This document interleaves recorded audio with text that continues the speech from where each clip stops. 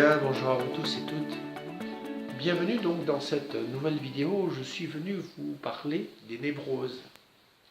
Comment guérir de nos névroses? Alors, première bonne nouvelle, nous sommes tous névrosés à des degrés divers. Alors, une névrose, en fait, c'est un terme psychiatrique qui signifie, en fait, avoir un comportement de survie qui n'a pas évolué au fil du temps, alors que les circonstances extérieures, elles, ont évolué.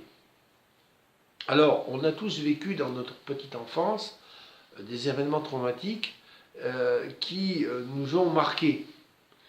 Et on a eu donc un réflexe, en fait, qui nous a permis de pouvoir conserver notre intégrité physique. Alors, par exemple, on a 5 ans, on a 6 ans, on est autour d'une table, il y a nos parents qui sont là, et on va absolument parler. Donc on parle, et on a un premier avertissement du père qui dit « Ouh là là, mais si tu continues à parler, je te demande de te taire ».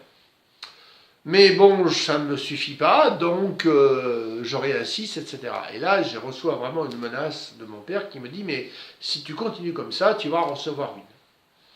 Donc, devant cette agression, eh bien, je vais donc avoir donc le réflexe de me dire, bon, si je parle, eh bien, je vais recevoir donc une gifle. Donc, je me tais. Je décide de me taire pour préserver justement mon intégrité physique. J'ai donc ce comportement. Le souci, c'est que quand je vais être adulte, alors ça va rentrer dans l'inconscient, et quand je vais être adulte, eh bien, je vais poursuivre, en fait, je vais continuer d'avoir ce comportement. C'est-à-dire que, par exemple, au cours d'une réunion, j'ai sans doute besoin d'exprimer un avis important, il faut que eh bien, je vais me taire, mais je vais me taire sans y penser. C'est-à-dire que ça devient un réflexe. Bien, donc, en fait, c'est la peur qui verrouille, en fait, ce comportement. C'est la peur de souffrir qui verrouille ce comportement.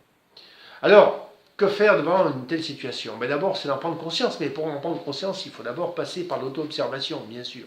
Donc si on a des comportements répétitifs sans y penser, c'est qu'on est sans doute sur la bonne voie. Et la seconde chose, eh bien, c'est d'aller tester la réalité, c'est-à-dire de se donner la permission de. Donc par exemple, si je reprends l'exemple de la conversation, eh bien, si je me trouve en tant qu'adulte dans une réunion, eh bien, je m'autorise à prendre la parole et je dis ce que j'ai à dire. Et là, je vais finalement m'apercevoir tout simplement que tout ce que je pensais, mes craintes en fait, étaient totalement infondées. Voilà. Alors, à vous de jouer. Constatez si vous avez des névroses ou pas.